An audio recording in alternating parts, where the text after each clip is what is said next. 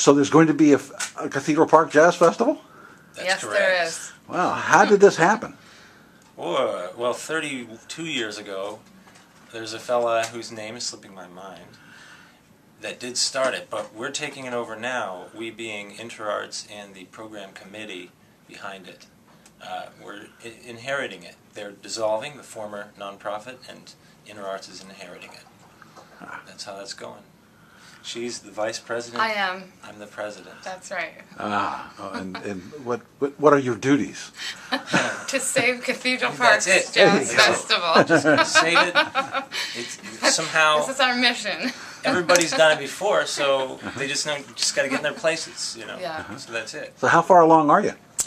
We've already we've come up with a benefit concert. That's our first goal because we need some money and community support and community support and outreach. And so we've put together a benefit. It's going to be May 30th. It's called Transformer.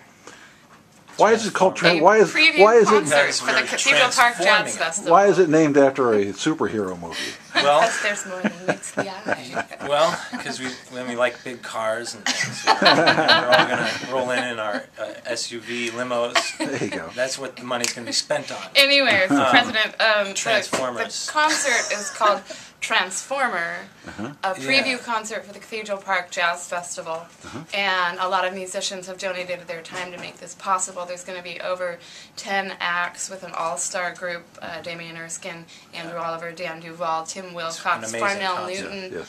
along with many, many other performers from the Portland area. And they can read all those names below this screen. Yes, right. yes. And that's okay, so I won't say any more, but it's May 30th at the Secret Society Ballroom. Yeah. I think what people are really interested in is what are you going to do with the festival? How's it going to be different?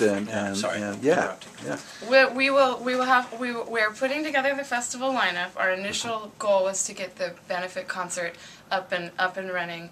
So once we've established that, we will be announcing the lineup later. You'll have to come back and check it out. Yes. Possibly at the benefit concert we'll be announcing the lineup. Maybe.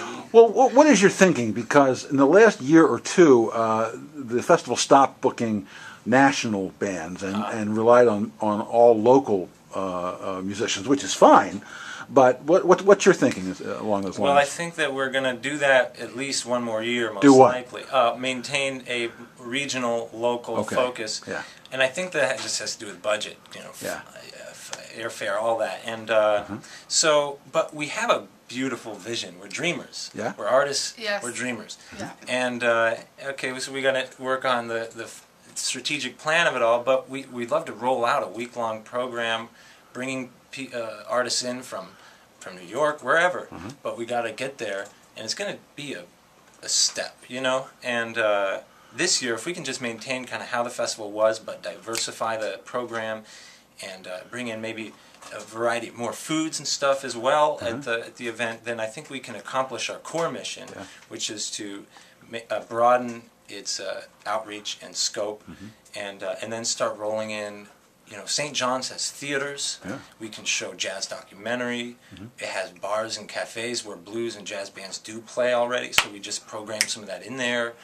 And then we get more interactive and educational stuff, and I think over time we'd love to grow it to that. But within 3 years, Cathedral Park should separate from InterArts and have its own 501c3 once again and be entirely in the hands of the jazz community. Mary-Sue, you've played in like a gazillion bands at that festival. I mean, we know what it's like for the audience because it's such a beautiful setting. It's like the most beautiful setting you can imagine. What is it like for the musicians? I'll tell you. Any year that I get a call for whatever band, and I've played there with a variety of bands. Yeah.